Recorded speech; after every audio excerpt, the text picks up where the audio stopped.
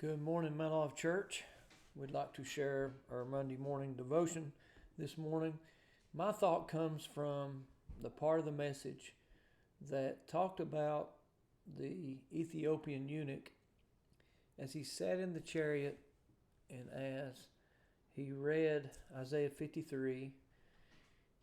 He read about Jesus, but he didn't know it was Jesus. And after he heard the writings, the ancient prophecies of the cross of Jesus, he asked Philip, he said, "Who is this speaking about? Is the prophet speaking of himself?" And so we find that in his heart, he had a desire. He had, I think the point was, he had a hunger for Jesus, to know Jesus. And as we shared our message, we talked about wherever Jesus went, people had a hunger to know him, to be around him. The multitudes would surround him in every village. Even at one point, they had to uncover the roof just to get a friend down to him. And so we're thinking about this hunger for Jesus in our life. And so my mind went to Song of Solomon 2 and 1, and that's what I want to read this morning, this Monday morning. And to understand the Song of Solomon, you understand it is a conversation between, let's say, a bridegroom and his maiden. It's a love story. It's a love letter. And I agree with J. Vernon McGee and most of the older scholarship concerning this verse. This is the bridegroom speaking of himself, which would mean these are the words of Christ.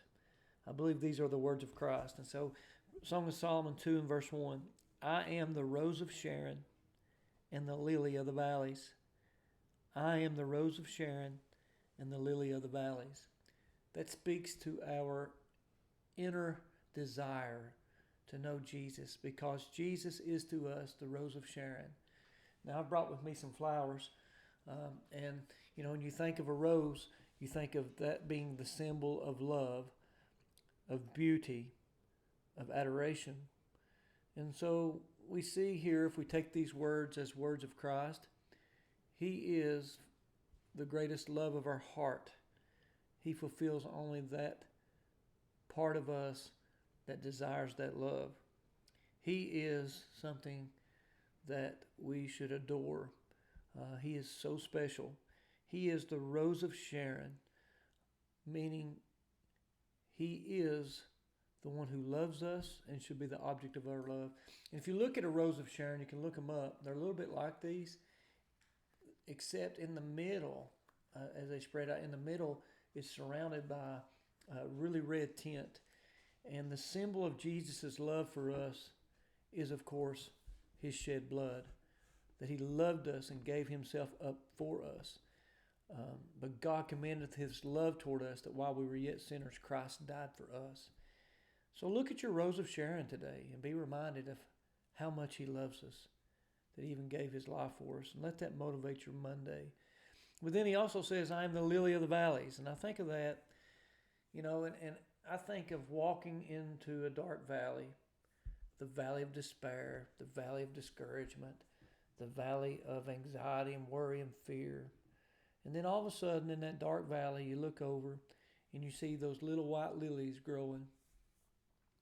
You fix your eyes on that beauty. You fix your eyes on that light in the midst of the darkness. You fix your eyes on that life amongst that which is dead in the valley. And that's who Jesus is for us. He is our hope during hopeless situations. He is the light amongst our darkness. He is the life among the things that are dead. And so we look to him. We fix our eyes on him. So if you're walking through a valley, know that your relationship with Christ is what will sustain you. The hope that's found in the risen Christ is what will strengthen you. And his light is what will guide you. This is why he is so special.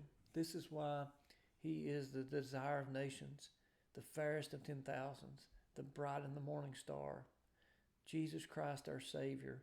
I am the rose of Sharon and the lily of the valley. So focus and fix your eyes on your Savior today. I believe it'll help you get through your Monday. And if you're listening to me this morning and you don't know Jesus, and there's just that something missing in your heart. There's a hunger there for something else. That's for Jesus, your Savior. Would you surrender your life to Him today?